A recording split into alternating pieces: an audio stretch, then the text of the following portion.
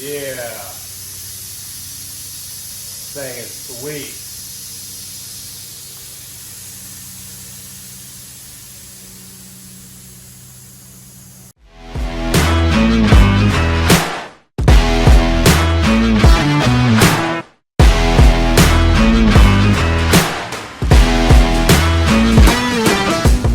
What's up, YouTube? Welcome back to the channel.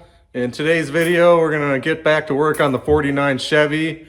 We're going to clean up the front accessory drive and start hanging, I guess just everything on the front of the motor, like the water pump. I got a new water pump for it. And I wanna get the alternator and power steering bracket mounted. But first we gotta clean them up because they're the original ones and they're kind of greasy and grimy, and I want to blow a little bit of black paint on all of it. So I want all my front accessories to be blacked out. Just I don't know, I don't like to have that stuff sticking out. I like it to be kind of hidden when you pop the hood.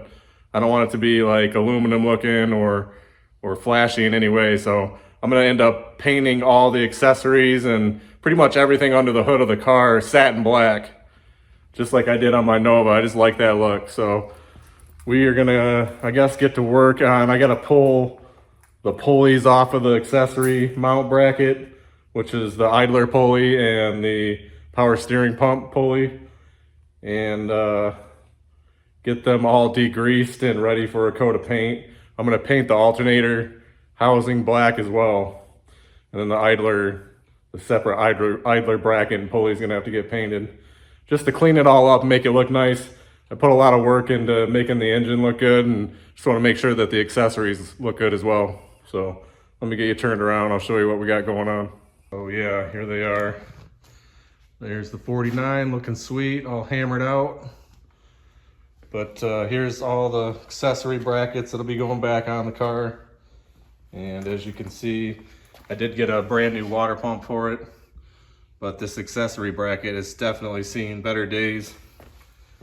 So we're gonna go ahead and get this all taken apart, degreased, and ready for some paint. Same with that idler bracket there. I should probably just go ahead and replace this, but for now I'm just gonna clean that up and use it, and if it needs to get replaced, I'll do it later. And then the alternator also, I'm gonna clean that up and paint the case black. So let's get to work on that then. Just gonna go ahead and hang the water pump on first, since that's gotta go on before the accessory bracket. We got some fresh water pump gaskets here, and I ended up buying a brand new set of water pump mounting bolts from ICT. So we're not gonna reuse the old ones. So we'll go ahead and throw that on.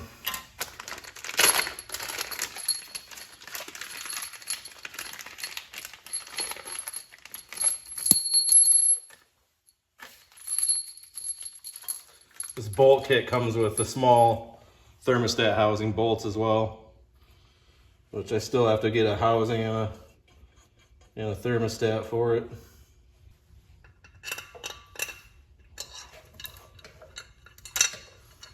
Throw a few bolts through here to hold the gaskets on. Then we should be able to just set it right up there.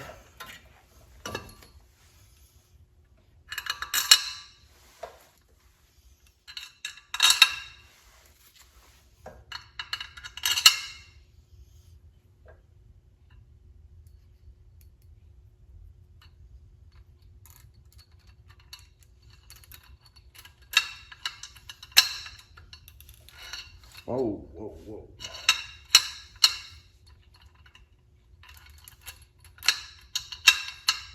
All right.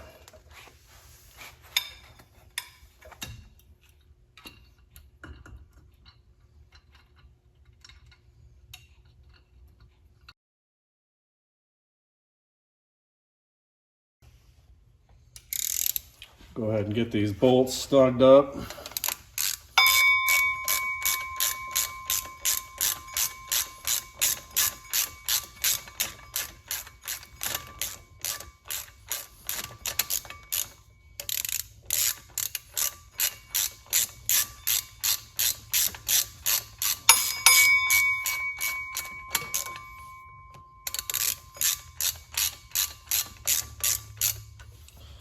don't want to crank one down. You kind of want to move around and make sure it gets properly, evenly torqued and sequenced.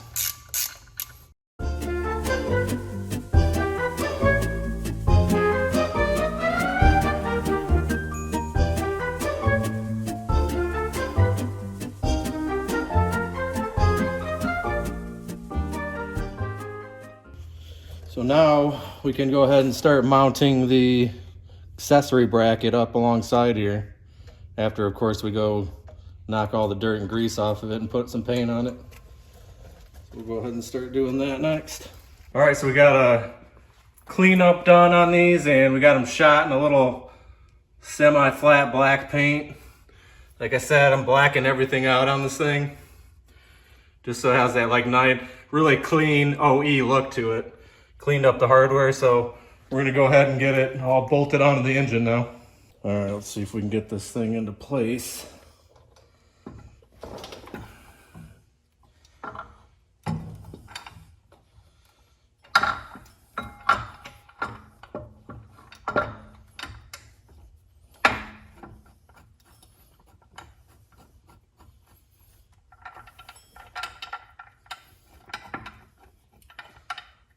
Two bolts.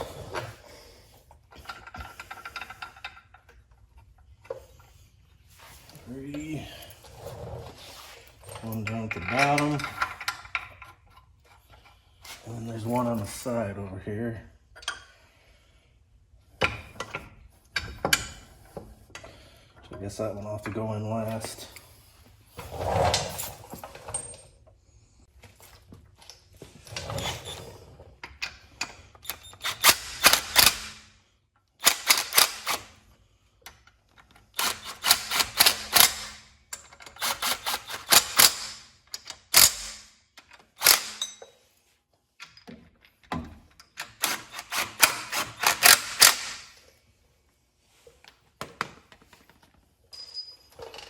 Now I think you can get this lower one in. Yep.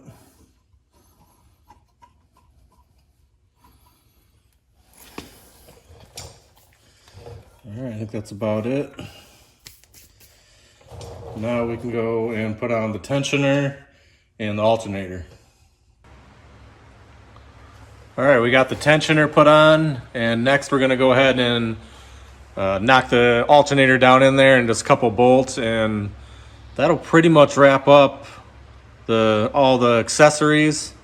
I gotta do a thermostat housing still, and I'm probably gonna end up replacing that tensioner just because it's the original one, and I know that the spring in there is probably faulty. It's just got a lot of miles, but for now we'll see if we can get it to work until I can grab another one from work.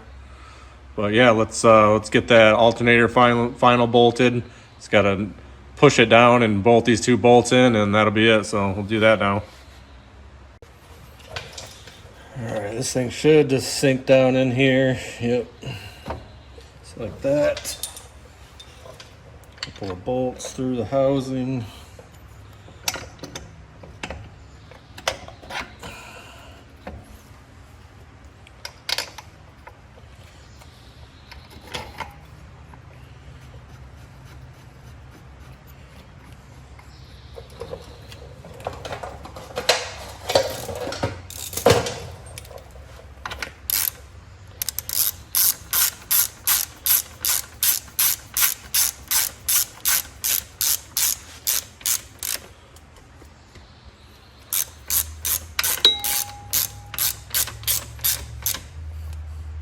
Yeah, I'm really digging the blacked out accessories, and I'm gonna end up painting the valve covers in like a black wrinkle finish.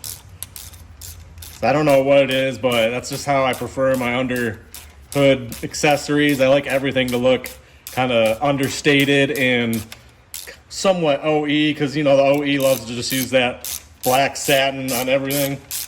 I like to take it even further though, really. I just think it looks better. I'm not into like flashy chrome and polished aluminum and all that bright stuff under the hood. I just like it to be understated. All right, so there we go.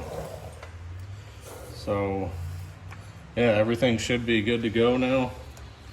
I think I can actually put the belt on. That's what we're gonna try next. See if I can get the the tensioner to slide over and we'll be able to put the belt on. So let's do that now. So I had no clue that I had already actually bought a brand new tensioner. It was in the trunk.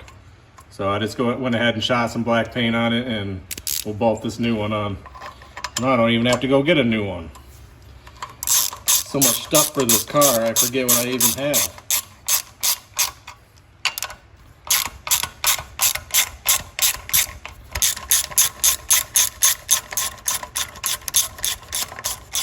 So we should be good with belt tension. I mean, really, if you're replacing the belt on any vehicle, you should just go ahead and replace the tensioner. It's just good maintenance.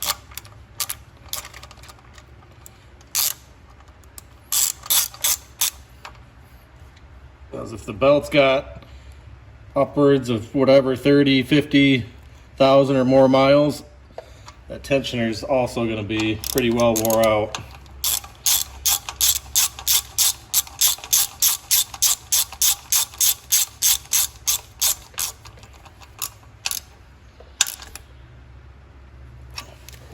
All right, good to go.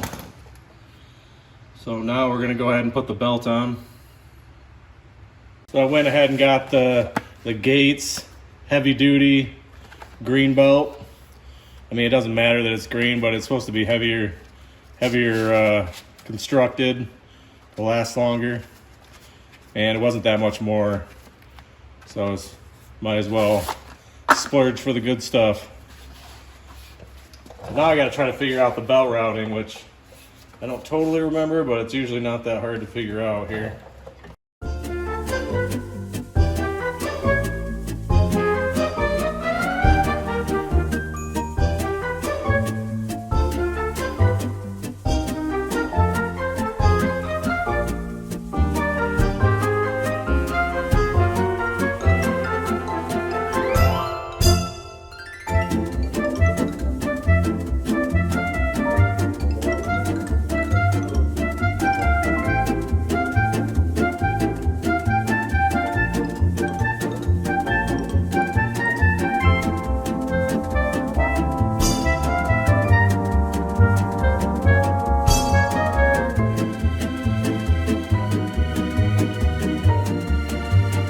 All right, after wrestling with that belt a few times, not really understanding the routing, I just went to the internet and saw it, and I had it the right way. It's easiest to put them around all the pulleys and then slide it over the smooth pulley in the middle.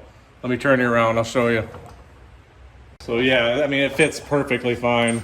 And like I said, the best way to do it is to put this pulley on last because it's smooth and it's easy to slide the belt under rather than trying to get it up and over the lips on the other pulleys. But yeah, no, it fits nicely. Let's see right there, it comes right off easy. And then it slips on just as easy.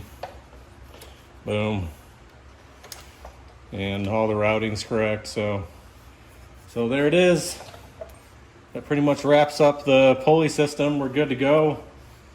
Not messing with an AC compressor or AC. I wouldn't run the original GM stuff anyways. I'd get like some vintage air or something. Definitely don't care about running the original GM stuff. But yeah, there's the belt number. Fits pretty much all 99 through, I want to say like 04, but maybe even up to 07. 4.8s, 5.3s. Maybe the 6 liters are the same too. Pretty sure they all have that same routing. If it, this is all pickup truck stuff. So Silverado, Tahoe, Yukon, all that stuff's gonna have the same belt routing and spacing on it. But yeah, man, I'm digging the blacked out look with the green belt. It looks pretty slick. Definitely looking clean. And I didn't, I was able to reuse all my original pulleys and everything. I didn't have to go and buy an expensive aftermarket setup, which I know that Holley makes a decent setup that's affordable, but it wasn't free, Like this setup came with the engine that I bought, and going with that low buck budget build, all I had to do was get a tensioner and a belt for this setup and blow some paint on it, and it's good to go. So one more thing done. Like I said, I'm going to go ahead and paint the valve covers black as well, just the valve covers. So that'll kind of be the next step in making this thing look, like I said, understated. I don't want a ton of shiny stuff or aluminum showing. So, and I was gonna buy aftermarket valve covers, but again, man, I'm trying to keep this thing in budget. I mean, it's pretty much already gone over with the suspension setup that I'm buying, but I feel like your suspension is where you should invest a lot of your money. If you're gonna drive this thing and have it be comfortable and safe, definitely sink your money into the suspension. And of course, you know, the LS swap, those are never cheap. I don't care what anybody says. I mean, yeah, you can run out and grab a junkyard LS and throw it in with the factory harness and get it fired up, but I think I took it a little bit further with this just because I wanted a more I don't know, nicer look, cleaner. I don't want to run the factory wiring harness, but I didn't spend a lot either. So I'll make sure that by the end of this video and the end of this car build, I'll tell you guys exactly what I spent on everything, so you'll know. And it's pretty budget friendly for what I'm going to get at the end of this build. So I think I'm going to go ahead and pop those valve covers off right now and get those sprayed, and then we'll see if we can't put them back on and see how that looks. So I sprayed the valve covers with a Wrinkle Plus VHT paint, and at first when I sprayed it, it just looked like gloss black paint. So I was like, yeah, this stuff doesn't work. It's not going to look like a wrinkle finish. But actually, as I let it cure for a little bit and then I just put it out in the sun, it literally like wrinkled up from the sun hitting it and it drying and curing. So definitely happy with the appearance on it. I'll turn you guys around and show you. So here's the paint. So you can see VHT Wrinkle Plus. It's made for like engine covers, blocks, valve covers, or whatever. It kind of gives it that industrial wrinkle finish. But yeah, check these out. I don't know if you guys can pick up on it. I'll try to get it close. But yeah, no, they look cool. They definitely have like a wrinkled coating on them, which is what I was going for. I like that look. And these are just some cheap old original OE valve covers that came on the engine, so I wasn't too worried about what it would end up like. But man, yeah, it looks good to me. And it's still drying and curing, and the more it does, the more it's wrinkling up. So yeah, that looks cool. I'm gonna definitely stick with these and run them. Wow, as that sun hits them, man, they really are wrinkling up. Look at that. That is so cool. It's getting more wrinkly as the seconds pass. Super cool paint. You guys should check it out if you're looking for the same finish. I'm only gonna do the valve covers like this, nothing else. But yeah, no, this is very cool. Check it out. So I'm trying to figure out really where we're at next with this thing. You guys can see, I haven't seen, the engine's been all rebuilt inside. It's all clean and brand new. Get a shot of those, all that new valve train and rockers. But yeah, I mean, what's next on this thing? You gotta try to really figure it out, and I know I talked about it in the last video. We got to get that body off the frame. So that's gonna be the next big hurdle on this thing, is getting under there and breaking loose all those old 75-year-old body bolts, which are probably gonna spin as soon as I try to break them loose. That's usually what happens when you're dealing with a rusty old vehicle, but not a big deal. I've dealt with that for many years, especially living in Michigan. It's pretty much all we deal with here is rust. So, I mean, all you gotta do is knock the heads off the bolts and lift the body off and then repair the threaded holes where they reattach. But I'm super excited to get the body off and get to that chassis and start stripping it down and getting it all repainted, and then also working on the rear suspension, which is going to be a pretty big deal on this car. There's a lot of work back there that's got to get done with the step notch, the 3-link. I got to relocate a aftermarket fuel tank up in the trunk more because it can't hang down because of the air suspension. And we're gonna probably most definitely have to mess with the wheel tubs in the back of this thing, because in order to get the rear wheels to really lay out how I want them to, they have to be able to sink up into these wheel wells almost right to the top. So the tire on the inside is going to be very close to this, and the stock wheel wells end about right here. So you can't get the car to really lay out correctly unless you pretty much have to do a mini tub on this thing, which it's not like a huge pro stock tub.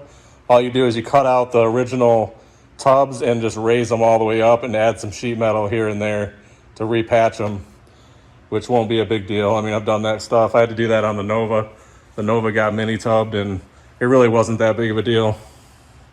And overall, this car is super solid, other than like the really low parts of the rear quarters, which eventually I might get to doing those. But really the biggest sheet metal replacement is going to be in through the trans tunnel, the rear suspension links where they have to sync up, and then those rear wheel tubs. And then after that, this thing should lay right on the ground. I am going to have to do a little bit of surgery to these bag brackets because they're super tall. And the more you adjust this bag bracket, I'm just going to trim off a little bit of it.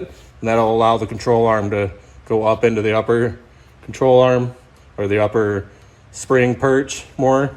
And it'll get that cross member to sit right on the ground, which is, I mean, it's almost there right now. I don't know if you guys can see it. Let me get you.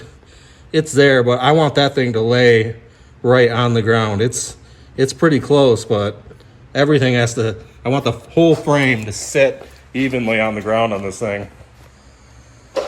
That's my goal, and I won't be happy until it gets there.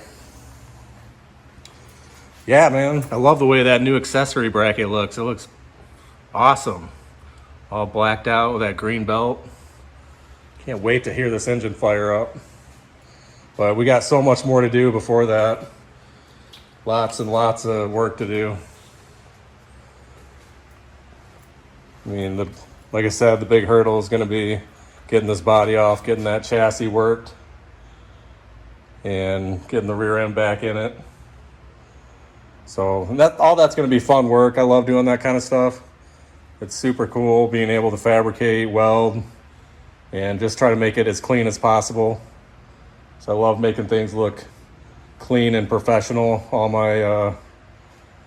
my installs, I strive to do a good, clean, professional job on them. So this car will be no less than that when I get done with it. It's gonna run good. It's gonna have the nice LS drivetrain in it. Probably gonna put like a 355 rear gear in it so I can get it out on the expressway and drive it long distances. And my end goal is just to make this thing run, drive, be mechanically stable. And in the very end, I'll probably end up doing something with the body. For now, I'm just gonna get it running and driving and put the body back on just so I can cruise it. And then it'll be like kind of a driver in progress of body work. I'm still debating. You guys should let me know what you think. Should we chop the top on this thing? So I see so many cars, so many of these body styles, and they chop the top and it looks so amazing. I mean, I love the cars the way they look, no matter what, if they're unchopped or chopped, but man, it totally changes the car when they chop them. And I'm dying to do one. I had a 31 Plymouth that I did it on, but those cars are so square, they're super easy to chop. You know, you just cut out a few inches, bring it down, re-weld it. These are way different game. And, you know, I've watched a lot of other guys do theirs and kind of studied up on it. And I'm a really good welder, so I'm not worried about that. The biggest thing that I see when you're doing a chop top is all about the profile of the car and how you lay this back glass down and how you bring the whole flow of it together back again. And if you don't nail that just right, man, I've seen some of these cars and they look, I gotta say, they look goofy. And then other ones where it's done right, they look amazing. So I think I'm at that place in my custom car career where I'm about ready to do one of these. So let me know what you guys think. Shoot me some comments on chopping it or not chopping it. I know there'll be probably a lot of people that have different comments on it, but it'd be nice to know what you guys think about it. Because I know for a fact with my welding and fab skills, I can do it and pull it off, but I'm really dying to do one. So let me know what you guys think. So we're gonna go check on those valve covers, see if they're dry yet. All right, well, we got the valve covers painted and reinstalled. You can see that really cleaned it up. It looks really good. You guys should check that paint out. Like I said, you're looking to get something done. I mean, it makes original valve covers look like they're aftermarket, which is cool. And it's a cheap way to get a little more style under the hood. Looks super clean now. If I get up close, you guys can see the wrinkle finish in it. Well, yeah, that really cleaned it up, getting the black accessories on it, the black valve covers. And I just love all the satin black on it. Like I said, it's kind of my theme. I want it to look original, kind of maybe if these things came with, you know, these engines back in the day. I just don't want really any aftermarket polished or chrome stuff on it. So the whole under hood, when I get done, all the inner fender wells, the firewall, and even the radiator and cooling stuff, I'm gonna paint all that black and kind of hide it all. Just make it look clean. So yeah, that's pretty much gonna wrap up this video. I just wanted to get the accessories painted and installed and the belt on and the valve covers done and just make the engine a little more complete. Eventually the engine and trans, once I get the body off, will come back out of the car. And like I said, I'm gonna go through the whole chassis and make sure everything's tight and finished and cleaned and painted. And then we'll drop the engine and trans back in. I still gotta get in there and do the transmission cross member and cut out some more of the firewall just up underneath, like I guess the trans tunnel and some of that original transmission cross member braces down there got to get trimmed out. But I can't really get to that until I get the body off, so that's probably going to be the next video, is me crawling under this thing and getting those body bolts out and just getting it freed up to where it'll come apart. So make sure that if you guys are new to the channel and you're liking the content, that you subscribe and give me a thumbs up, and I will see you guys on the next video. Later.